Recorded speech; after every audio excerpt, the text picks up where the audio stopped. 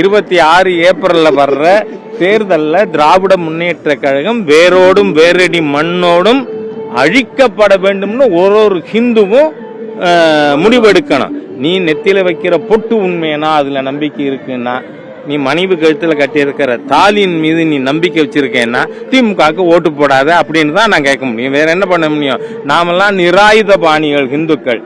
Police கையில குச்சி இருக்கு, ராஜா கையில இருக்கா?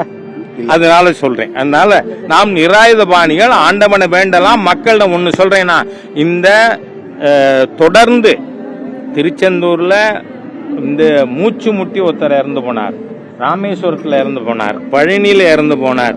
இந்த மாதிரியா இருந்தும் இந்த அறநிலைத்துறை அராஜக அமைச்சர் சேகர் பாபு திருப்பதியில போனா 24 மணி நேரம் நிப்பாளுக.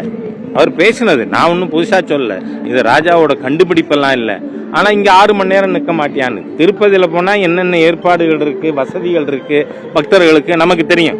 அந்த மாதிரி வசதி எங்கேயாவது இந்த இப்ப ஒரு நாளைக்கு 100 ரூபானா எத்தனை ஆயிரம் பேர் டெய்லி வராங்க, என்ன கணக்கு, இந்த பணத்துக்கு என்ன கொள்ளைக்கு என்ன இது இருக்கு, அக்கௌண்டபிலிட்டி. அதனால நாம என்ன பண்ண முடியும்? மக்களிடம் வேண்டலாம். ஏன்னா மக்கள் தீர்ப்பு மகேசன் தீர்ப்பு, மகேசனுக்கு சமமானவர்கள்.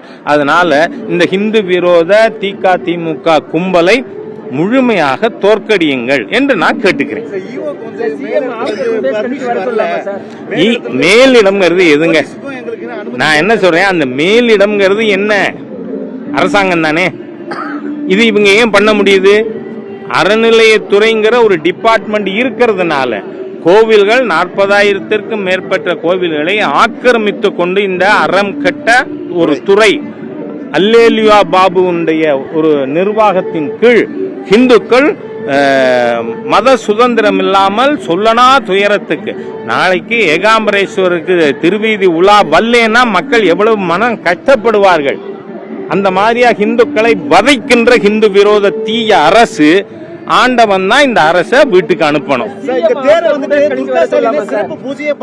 நான் என்ன சொல்றேன், இது நான் என்ன சொல்றேன், இதெல்லாம் உங்களை மாதிரி இருக்கிற நம்ம ஊடக நண்பர்களை அந்த பக்கம் சாஃப்ட் கார்னர் கிரியேட் பண்றதுக்காக செய்யற நடவடிக்கைகள்.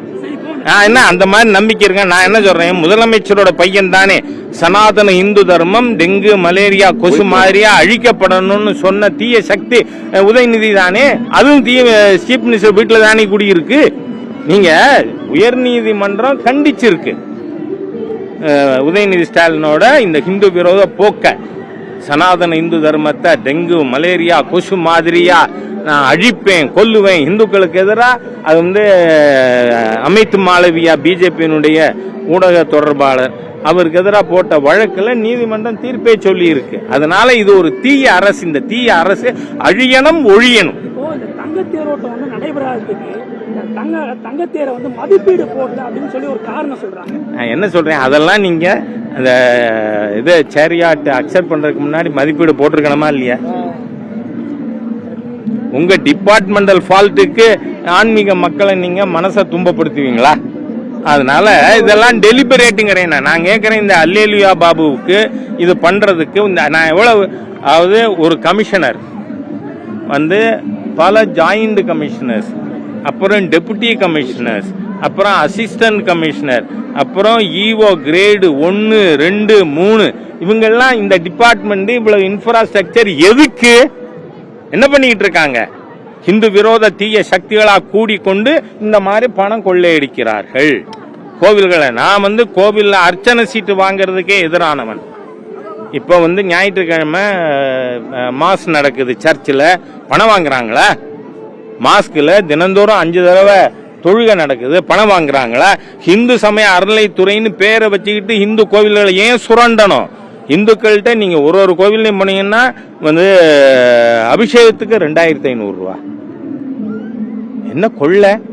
அந்த பணத்துக்கு என்ன கணக்கு? அது மட்டும் இல்ல, தமிழ்நாட்டில் இருக்கின்ற 70-80 பிரதானமான கோயில்களே கணக்கு கொடுக்கலன்னு நீதிமன்றம் சொல்லுது.